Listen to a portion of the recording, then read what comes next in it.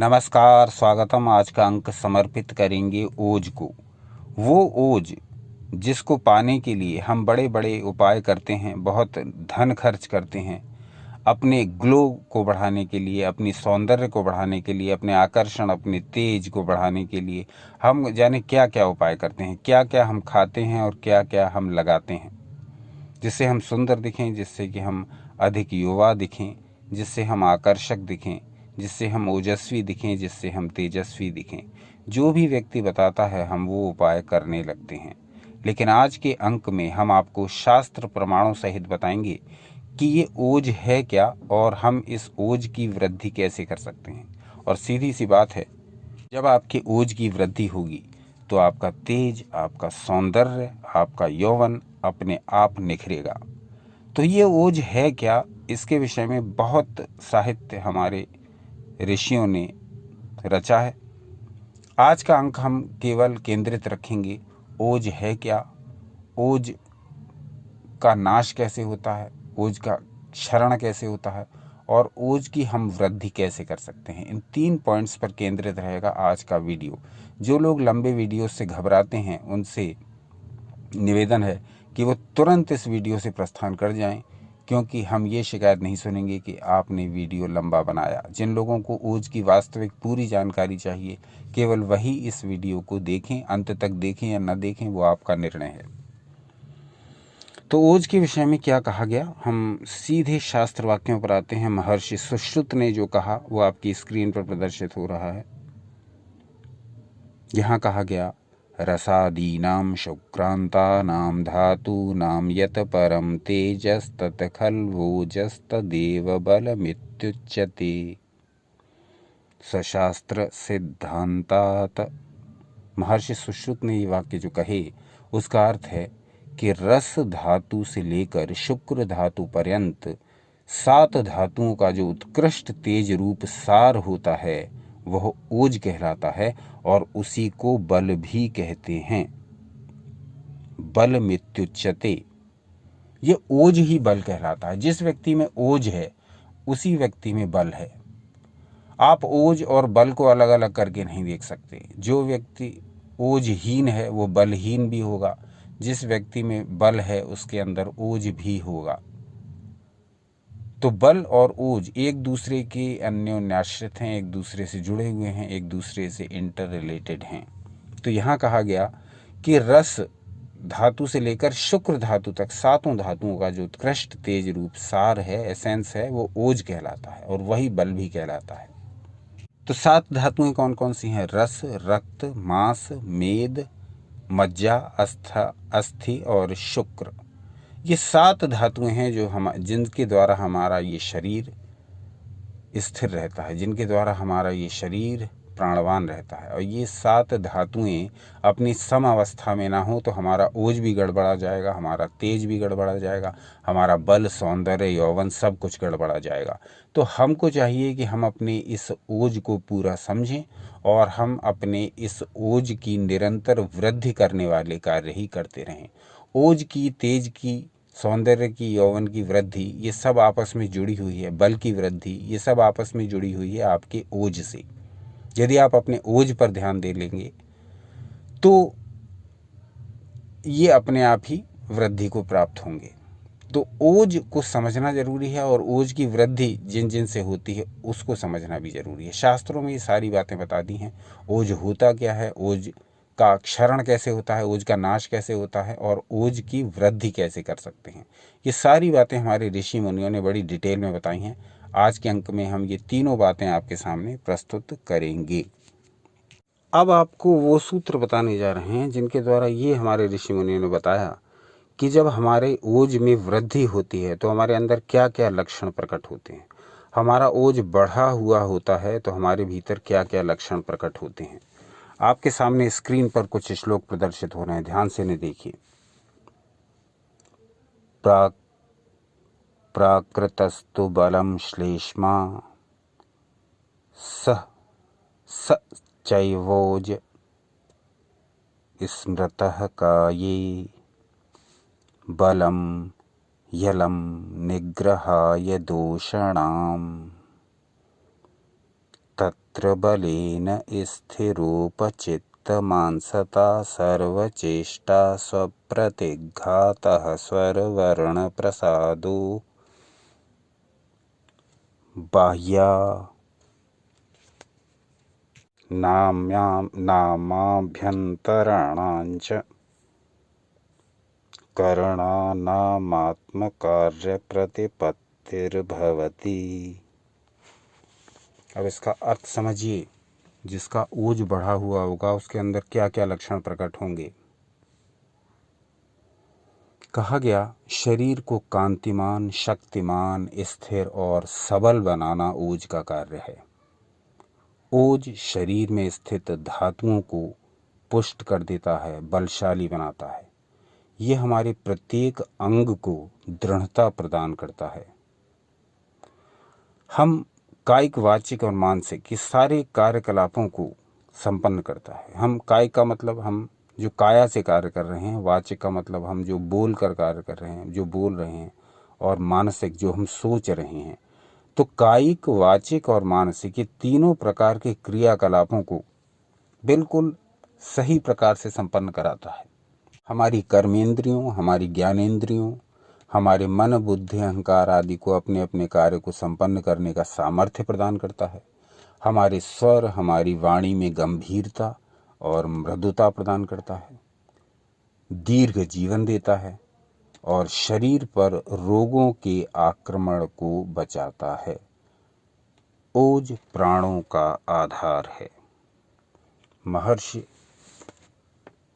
सुश्रुत के ये वचन हैं और महर्षि चरक के। पहले 2 श्लोक हमने महर्षि चरक द्वारा लिखित ग्रंथ से लिए हैं, चरक संहिता, और जो अंतिम श्लोक है वो सुश्रुत संहिता से लिया गया है। तो समझ लीजिए कि यदि हमारा ओज बढ़ा हुआ है, यदि हम अपने ओज की वृद्धि करने वाले काम नित्य प्रति करते हैं, तो हम अपने जीवन को निरंतर ऊर्जावान बनाए रख सकते हैं। और हम ऐसे प्रत्येक कार्य कर रहे हैं जिससे हमारा ओज क्षीण हो रहा है, हमारे ओज का पतन, क्षरण हो रहा है, हमारा ओज डाउन हो रहा है, तो हम अनेक प्रकार की बीमारियों को निमंत्रित कर लेंगे। क्योंकि इसमें स्पष्ट कहा गया, आप इसके गुण देखिए, ओज के जो इन श्लोकों में बताए गए हैं, वो कहा गया कि शरीर कांतिमान बनता है। अब जो ग्लो, जिस ग्लो की बात करते हैं आधुनिक युग में, ये क्रीम लगा ली, वो खा लिया, चेहरे पर ग्लो आ गया। ये ग्लो तभी आएगा जब आप ओज को ठीक प्रकार से समझेंगे और उसकी वृद्धि करने वाले कार्य ही करेंगे। धातुओं को सबल जब ये कर देगा तो आपके अंदर अपने आप ही बल पुष्टि आएगी। कहा गया ये कर्मेंद्रियों, ज्ञानेंद्रियों और मन आदि सभी को शक्ति प्रदान करता है। जितनी भी हमारी कर्मेंद्रियां हैं, ज्ञानेंद्रियां हैं, उन सब को शक्ति प्रदान करता है। कहा गया कि कायिक, वाचिक और मानसिक सारे कार्यकलापों को संपन्न कराता है। यानी जीवन में हमें जो भी चाहिए, जीवन में सफलता प्राप्त करने के लिए और इस जीवन को जीने के लिए, धारण करने के लिए हमें जो भी चाहिए, वो सब का सब हमें ओज प्रदान करता है। ये ओज है तो हम सक्रिय हैं। ये ओज, इसके महत्व को यदि हमने समझ लिया तो न सिर्फ हम सक्रिय हैं, बल्कि हम यौवनवान भी हैं, हम ऊर्जावान भी हैं, हम स्फूर्तिवान भी हैं, हम सौंदर्य से भरपूर भी हैं, हम बलवान भी हैं, हम आकर्षक भी हैं। क्योंकि ये सारे के सारे गुण का जो केंद्र है वो ओज ही है। तो हमारे शास्त्रों में तो ओज के विषय में बहुत कुछ बताया गया है। आप अगर जिज्ञासा व्यक्त करेंगे अपने कमेंट्स के माध्यम से, तो हम ये सारी बातें धीरे धीरे करके आपके समक्ष रखेंगे, और वो भी शास्त्र प्रमाणों के साथ। अब इन बातों को पालन में लेना, इन बातों को व्यवहार में लेना न लेना, ये पूरी तरह आपका कार्य है। अब ओज के विषय में कुछ और चर्चा करते हैं। अब आगे बताए गए हैं ओज क्षय के लक्षण। यानी हमारा ओज जब हीन हो जाता है, हमारा ओज जब डाउन हो जाता है, हमारा तेज जब निम्न स्तर पर पहुंच जाता है। फीके चेहरे का व्यक्ति, ओजहीन व्यक्ति क्यों हो जाता है, उसके बारे में चर्चा करेंगे। ओज क्षय के कारणों में अभी हम देखेंगे कि लक्षण क्या क्या होते हैं। जिस व्यक्ति का ओज डाउन हो गया, जिस व्यक्ति का ओज हीन हो गया, उसके लक्षण भी बताए गए हैं। तो वो लक्षण क्या हैं, आइए देखिए। श्लोक आपकी स्क्रीन पर प्रदर्शित हो रहा है। यहां कहा गया, विभेति दुर्बलो भीक्षणं ध्यायति व्यथितेन्द्रियः दुश्चायो दुर्भरा रुक्षः क्षामश्वैवोजसः क्षयी। महर्षि चरक ने ये कहा है। ओजहीन व्यक्ति के लक्षण क्या हैं, स्पष्ट बताया है उन्होंने कहा,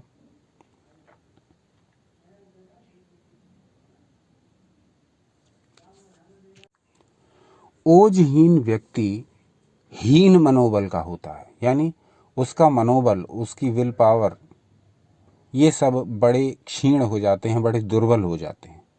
कहा गया वो दूसरों के आगे दबा दबा सा रहता है, सदा चिंताग्रस्त रहता है, उसकी इंद्रियां कमज़ोर हो जाती हैं, उसके शरीर की कांति विकृत हो जाती है, वो तेजहीन हो जाता है, वो उसका शरीर पतला हो जाता है और रूखापन आ जाता है उसकी त्वचा पर। तो ये सारे के सारे लक्षण हैं ओजहीन व्यक्ति के, जिसका ओज कम होता जा रहा है, जिसका ओज दुर्बल हो गया है। अब ये बताते हैं ऋषि कि ये होता क्यों है, हमारा ओज कैसे क्षरण हो जाता है, हमारा ओज कैसे डाउन हो जाता है, हम कैसे ओजहीन हो जाते हैं, इसके बारे में भी वो बताते हैं। किन किन कारणों से ऐसा होता है, तो वो श्लोक भी आपकी स्क्रीन पर प्रदर्शित हो रहा है, महर्षि सुश्रुत द्वारा कहा हुआ। देखिए, अभिघातात क्षतात कोपाच्छो, अभिघातात क्षतात कोपाच्छोकादध्यानाश्रमात् क्षुधः ओजः संक्षीयते येभ्यो जातु धातु ग्रहण निःसृतम्। अब समझ लीजिए इसमें क्या कहा गया। इसका अर्थ है किन किन कारणों से हमारा ओज हीन हो जाता है, क्षीण हो जाता है। वो कारण बताए हैं, आघात लगने यानी कोई चोट आदि लगने, धातु क्षय यानी अपने शुक्र को अत्यधिक खर्च करने, अपने वीर्य को अत्यधिक नष्ट करने, क्रोध, शोक, चिंता, अत्यधिक श्रम करने यानी अत्यधिक फिजिकल या मेंटल लेबर करने, और अत्यधिक कम खाना, अत्यधिक कम खाना नहीं, अनशन जैसी स्थिति। इन कारणों से ओज का क्षय हो जाता है। तो ध्यान दीजिए, आज के युग में क्या इस प्रकार की बातें हमारी आधुनिक पीढ़ी को बताई जा रही हैं। यहाँ तो उनको ओज क्षय करने के ही सारे इंतजाम कर दिए गए हैं। चाहे आप फिल्में देख लें, चाहे आप OTT देख लें, वहाँ सब जगह नशे और अश्लीलता का ऐसा ताना बाना बुन दिया गया है कि हमारी पीढ़ी, चाहे वो नई हो या पुरानी, वो ओज क्षय ही कर रही है। जो ओज क्षय के लक्षण बताए हैं, इनसे मिलान करके देख लीजिए कि जिस प्रकार का मनोरंजन और वातावरण हमारे इर्द गिर्द बनाया जा रहा है, क्या वो हमारे ओज को बढ़ाने वाला है या हमारे ओज का क्षरण करने वाला है। तो ये सारी बातें ध्यान दीजिए। तो अच्छी तरह समझ लीजिए कि आधुनिक संसार आपकी ओज का हर प्रकार से क्षय ही करने के लिए बनाया गया है, या इस प्रकार के कार्यकलाप चल रहे हैं कि आपका हमारा ओज क्षय ही हो रहा है। हर प्रकार से, चाहे मनोरंजन के स्तर पे ले लें, चाहे भोजन के स्तर पे ले लें, चाहे सामाजिक स्तर पर और अन्य अलग अलग प्रकार से आप इसको देख लें, अलग अलग विधियों से इसको देख लें, हर प्रकार से हमारे ओज का क्षय करने की पूरी पूरी व्यवस्था है। और इसीलिए कारण ये है कि आज अधिकांश व्यक्ति बलहीन, दुर्बल, तेजहीन, ओजहीन और कम उम्र में ही बूढ़े दिखाई देने लगते हैं। कारण कि न तो कभी ओज के बारे में उन्होंने पढ़ा, न सुना, न जाना, न इस बारे में चर्चा की। उन्हें तो गॉसिप से ही फुर्सत नहीं है, मीम्स और रील्स देखने से ही फुर्सत नहीं है, मनोरंजन से ही फुर्सत नहीं है, और वो मन का रंजन नहीं है बल्कि मन का दूषण है। तो ये मनोरंजन, आधुनिक मनोरंजन मन का दूषण है, ये हमारे ओज को क्षय करने वाला है। आपके लिए अधिक कहने की आवश्यकता नहीं, आप और हम इसी संसार में रहते हैं और प्रत्येक कार्यकलापों से परिचित हैं। ओज का क्षय हो रहा है या वृद्धि हो रही है, इसे आप अच्छी तरह जानते हैं। मूल बातें आपको बता दी, और विशेष तौर से ओज है क्या, और ओज का क्षरण कैसे होता है, और ओज, जिसका ओज हीन होने लगता है उसके शरीर में क्या क्या लक्षण पैदा होने लगते हैं। ये बातें आपको बड़े विस्तार से बताई शास्त्र प्रमाणों से। लेकिन ये वीडियो अधूरा रह जाएगा यदि हम समस्या की चर्चा तो कर लें पर समाधान की चर्चा न करें। तो समाधान की चर्चा अब करते हैं, जहां हम ये देखते हैं कि हमारे ऋषि मुनियों ने हमारी ओज वृद्धि कैसे हो, हम अपने ओज को निरंतर कैसे बढ़ा सकें, हम अपने ओज से पूर्णतः परिचित रह कर के उसमें निरंतर वृद्धि हो, ऐसे कर्म कैसे करते रहें, क्या वो कर्म हैं, क्या वो बातें हैं जो हमारे ओज को बढ़ाने वाली सिद्ध होंगी, इनका पूरा ज्ञान रखें और उसका पालन करें। तो जो लोग भी अपने ओज को बढ़ाना चाहें, चाहे वो स्त्री हों या पुरुष हों, वो इन नियमों को ध्यान में रखते हुए अपनी दिनचर्या चलाएं। जितना अधिक से अधिक पालन कर लेंगे उतना अधिक से अधिक उनके आकर्षण में, उनके रूप सौंदर्य में, उनके बल में, उनके जो एक प्रकार का दूसरों को प्रभावित करने का उनके अंदर एक भाव रहता है, वो भाव अपने आप समाप्त होने लगेगा। क्योंकि तब दूसरों को प्रभावित करने की ये जो भेड़ चाल है उससे वो बचेंगे। स्वयं ही अपने अंदर इतना अधिक आकर्षण, इतना अधिक स्फूर्ति, इतना अधिक आनंद, इतना अधिक तेज उत्पन्न कर लेंगे कि दूसरों को प्रभावित करने की, वशीकरण करने की आवश्यकता ही नहीं पड़ेगी।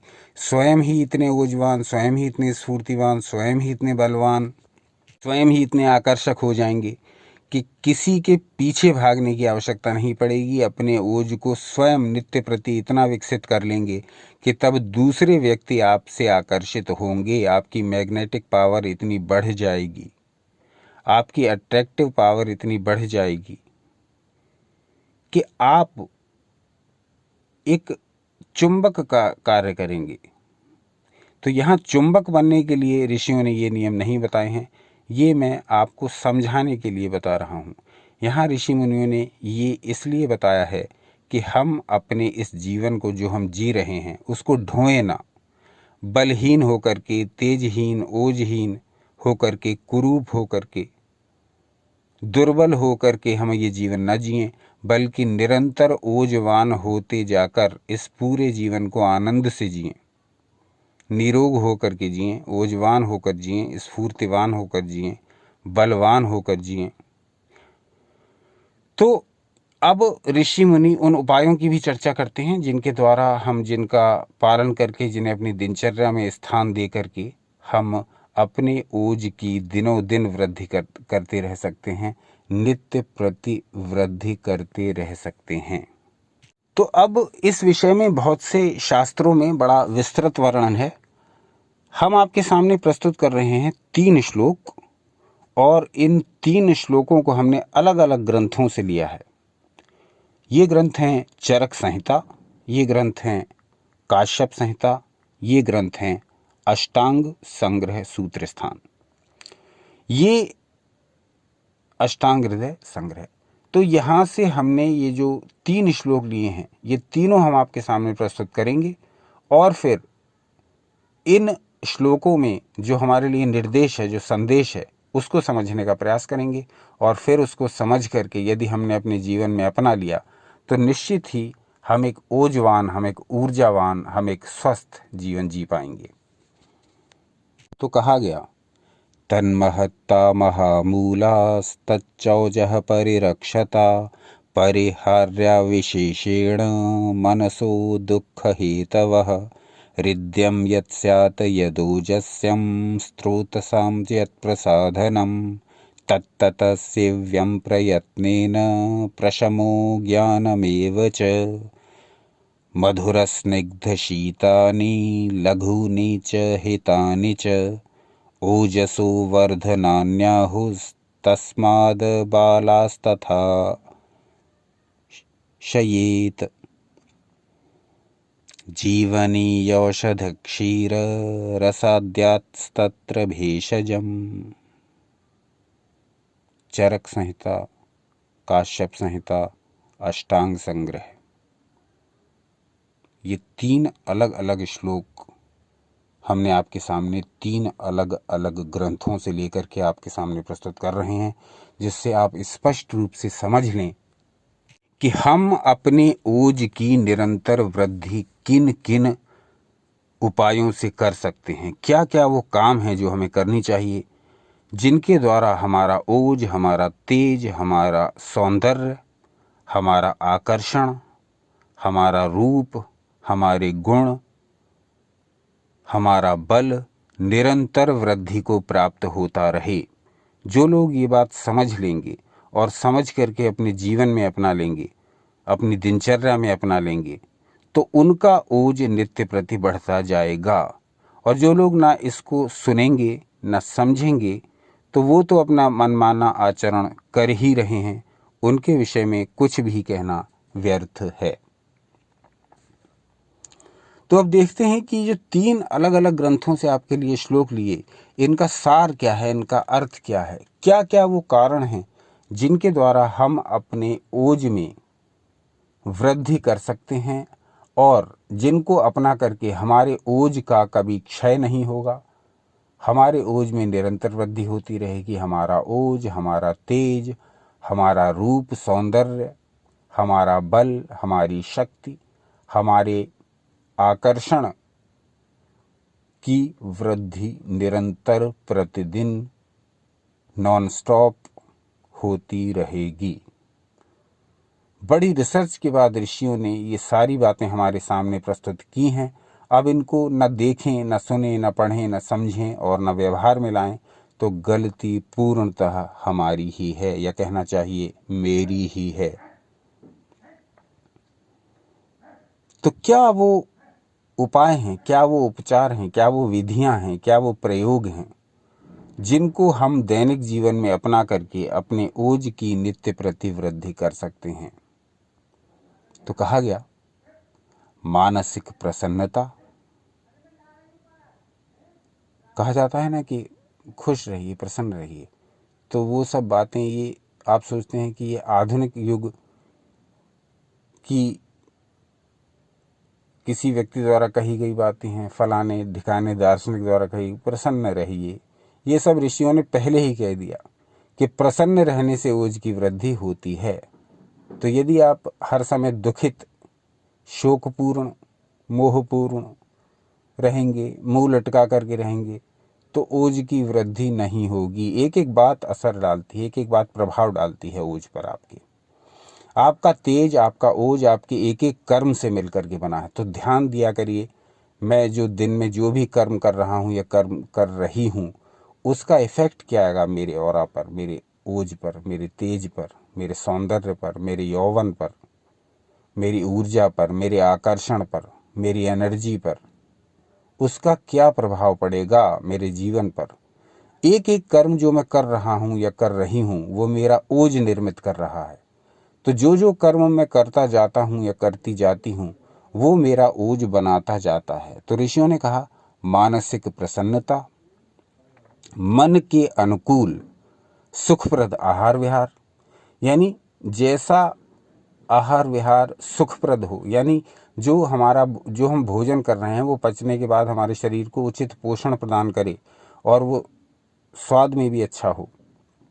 तो ऐसा मन अनुकूल आहार विहार करें, मानसिक रूप से प्रसन्न रहें, निर्द्वंद्वता, बहुत ज़्यादा कन्फ्यूजन में रहना, बहुत ज़्यादा पशुपेश में पड़े रहना, बहुत ज़्यादा किंग कर्तव्य मूढ़ता की स्थिति में रहना, ये करें वो ना करें, उसने ये कर दिया, उसने वो कर दिया, उसने ये कह दिया, वो कर दिया, ये काम करें, ये काम ना करें, इस काम को अभी करें या बाद में करें। इस प्रकार की जो अनिश्चय की स्थिति है, और जो द्वंद्व की स्थिति है निरंतर बनी रहती है तब भी ओज का क्षय करती है। तो इसलिए निर्द्वंद्वता को भी इसमें कहा गया। तो कहा गया मानसिक प्रसन्नता, मन के अनुकूल सुखप्रद आहार विहार, निर्द्वंद्वता, सुख दुख लाभ हानि मान अपमान आदि द्वंद्वों से क्षुभित न होना। यानी जब आपका किसी ने मान अपमान कर दिया, आपको सुख दुख पड़े, आपको लाभ हानि हुई, आप मान अपमान के चक्कर में ज़्यादा पड़ कर के अपने को निरंतर दुखी बना रहे हैं या रही हैं, तो इससे भी आपका ओज क्षय होगा। इससे जितना अधिक बच कर के रहेंगे ओज की वृद्धि होती रहेगी। कहा गया मधुर स्निग्ध शीत वीर लघु एवं पथ्य भोजन करना, ये सब साधन ओज वर्धक होते हैं। मधुर स्निग्ध मीठा, चिकना, शीतल, हल्का और पथ्य भोजन करना, कहा गया ये सारे साधन ओजवर्धक होते हैं।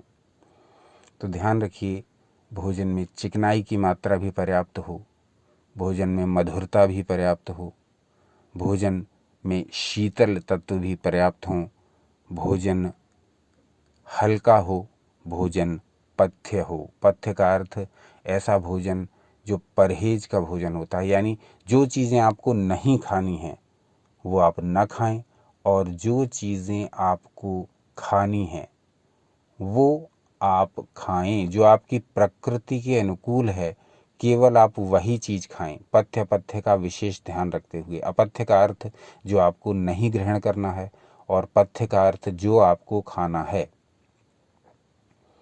तो जो व्यक्ति पथ्य का ध्यान रखते हैं उनका भी ओज बढ़ता है। जो व्यक्ति कम मात्रा में भोजन ग्रहण करते हैं उनका भी ओज बढ़ता है। जो व्यक्ति मीठा भोजन, मधुर भोजन, जो व्यक्ति स्निग्ध भोजन, जो व्यक्ति शीतवीर ठंडी प्रकृति का भोजन ग्रहण करते हैं उनका भी ओज बढ़ता है। लेकिन यहाँ ये भी कह दिया गया कि पथ्य भोजन करना, जो भोजन आपको मना है वो आपको नहीं लेना है। केवल वही भोजन जो आपकी प्रकृति के अनुकूल पड़ता हो, उस तरह का यदि आप निरंतर आहार विहार करते रहते हैं तब आपका ओज बढ़ने लगेगा। कहा गया ये सारे साधन ओजवर्धक होते हैं।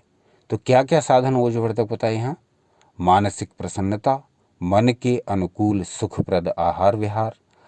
आहार विहार का मतलब, आहार का मतलब भोजन और विहार का मतलब भ्रमण, यानी उस जिस प्रकार की परिस्थिति में आप रहते हैं, जो आपकी सराउंडिंग्स हैं उनका भी आप ध्यान दीजिए। वहाँ आप प्रयास ये करिए कि जब भी आपको समय मिले आप प्रकृति के संपर्क में आ जाया करिए। चाहे आप चंद्रमा को देखने, या आप सूर्यदेव के दर्शन कर लिया करें, या आप पेड़ पौधे और कुछ नहीं तो हरी घास पर टहलना, हरी घास के दर्शन करना, पेड़ पौधे, पुष्प, पशु पक्षी, इन सब को देख करके और इनसे एक प्रकार का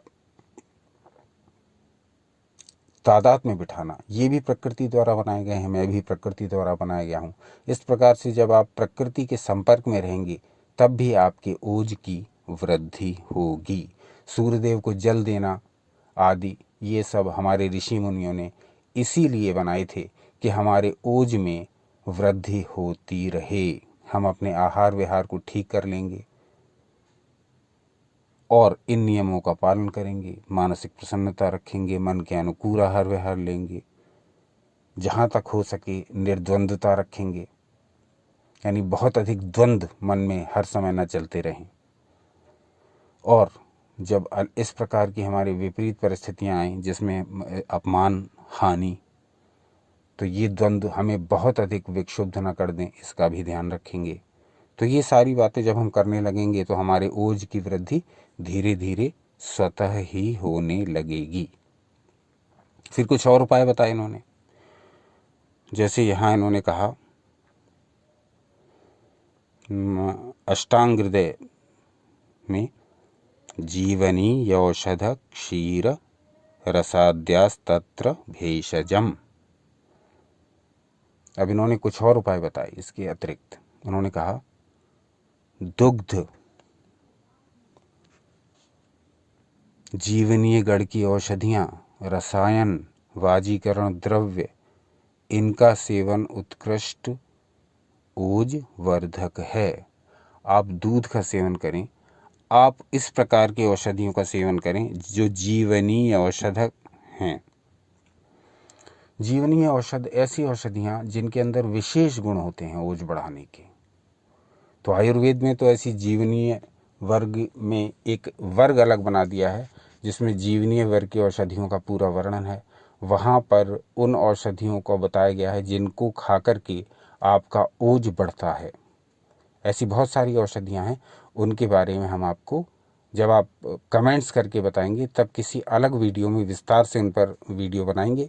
यहाँ हम 3 जीवनी रक्षक औषधि जीवनीय औषधियों का वर्णन कर दे रहे हैं आपको, जिससे कि यदि जो लोग इसके इच्छुक हों वो उनका कम मात्रा में पहले धीरे धीरे अपनी प्रकृति को देखते हुए सेवन करके लाभ उठाएं। और वो 3 जीवनीय औषधियाँ हैं त्रिफला की 3, हरण, बहेड़ा, आंवला। हरण, बहेड़ा, आंवला। आप में से अधिकांश लोग इनका प्रयोग पहले से ही करते हैं और उनके गुणों से भी परिचित हैं, तो इसलिए इनका विशेष प्रयोग बताने की या इनका विशेष वर्णन करने की आवश्यकता नहीं है। त्रिफला के इन तीनों फलों यानी कि हरण, बहेड़ा और आंवला से आप पहले से ही परिचित हैं। जीवनीय वर्ग की औषधियाँ जो लोग लेते रहते हैं, दूध का जो सेवन करते रहते हैं और जो रसायन और वाजीकरण द्रव्यों का सेवन करते रहते हैं, वो ओज को बढ़ाते हैं, अपने ओज को बढ़ाते हैं। तो रसायन और वाजीकरण औषधियाँ, रसायन वर्ग में वो सब औषधियाँ आती हैं जो हमारे यौवन को अक्षुण्ण रखने के लिए आवश्यक हैं, जो हमारी युवावस्था को बरकरार रखती हैं, वृद्धावस्था में भी हमें युवाओं जैसी शक्ति प्रदान करती रहती हैं और बुढ़ापे से उत्पन्न दुर्बलता और रोग हमारे निकट नहीं आते। ऐसा है इन रसायन औषधियों का प्रताप। तो बहुत सारी औषधियां हैं रसायन वर्ग में। आप कहेंगे तो जीवनीय वर्ग और रसायन वर्ग जो आयुर्वेद में दिए गए उनके विषय में विस्तृत आपको जानकारी देंगे, जो ओजवर्धक हैं, बुढ़ापे से उत्पन्न समस्याओं को दूर रखने वाली हैं और हमें आजीवन स्वस्थ रखने वाली हैं। ये जीवनीय वर्ग की औषधियाँ और ये रसायन वर्ग की औषधियाँ। तो आप कहेंगे तो इनके विषय में अलग से विस्तृत वीडियोस बना देंगे। फिर कहा गया, रसायन के बाद कहा गया कि वाजीकारक औषधियाँ,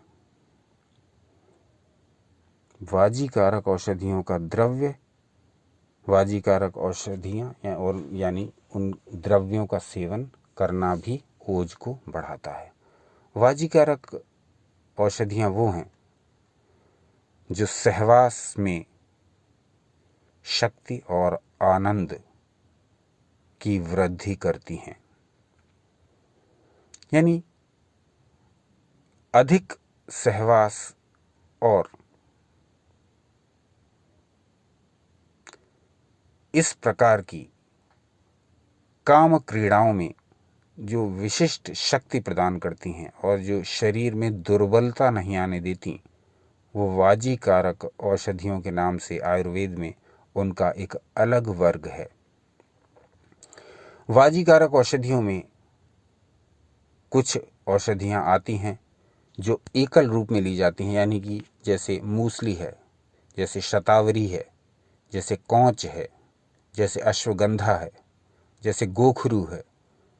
तो इस प्रकार की जो औषधियाँ वाजीकारक हैं, जिनमें सहवास के समय किसी भी प्रकार की दुर्बलता का अनुभव नहीं होता और व्यक्ति अपनी इस लाइफ को ढंग से जी पाता है। उसका बहुत लंबा चौड़ा वर्णन है। कुछ औषधियाँ एकल रूप में ली जाती हैं, कुछ औषधियाँ मिक्स करके ली जाती हैं, अलग अलग औषधियों का चूर्ण मिला करके भी लिया जाता है। तो आप कहेंगे तो वाजीकारक औषधियों के बारे में अलग से विस्तृत वीडियो बनाएंगे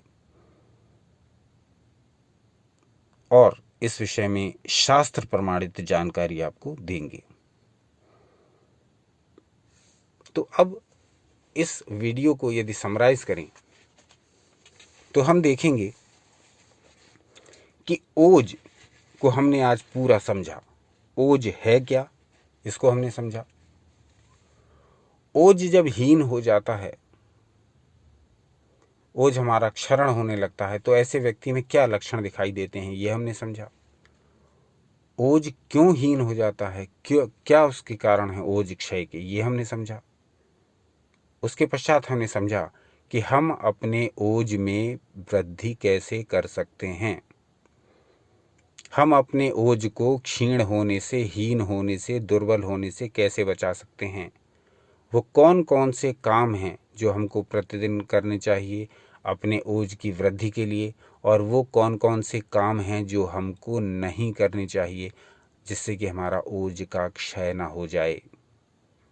तो ओज का विषय तो बड़ा लंबा है, क्योंकि ये कोई इस प्रकार का टॉपिक नहीं कि आपने कोई रील देख ली, थोड़ी देर हंसे, मुस्करा दिए, उसके पश्चात बात खत्म, आप अपने कामों में लग गए, जीवन वैसे ही घिसा पिटा चलता रहा जैसे चल रहा है।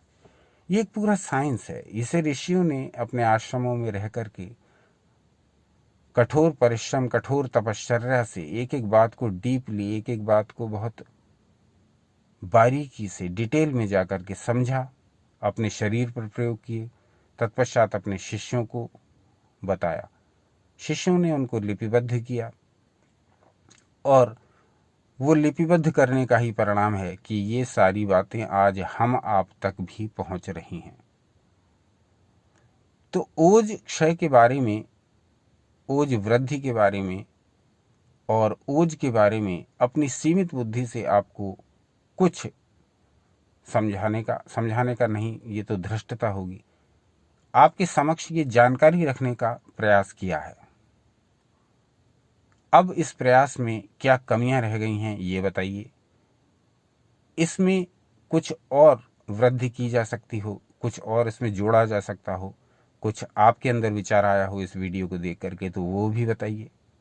इस विषय में हमने जिन जिन विषयों के बारे में आपसे वीडियो बनाने के लिए कहा, उसके बारे में आपका क्या विचार है ये भी बताइए। आज का अंक कैसा लगा ये भी बताइए। एक दिन पश्चात पुनः उपस्थित हो जाएंगे ईश्वर इच्छा से कोई नया विषय लेकर के। अपना अमूल्य समय हमें देने के लिए हार्दिक धन्यवाद। होली पर्व की आप सभी को हार्दिक शुभकामनाएं। सनातन शास्त्रों से जुड़े रहें, सदा आनंदित, उत्साहित एवं शक्तिशाली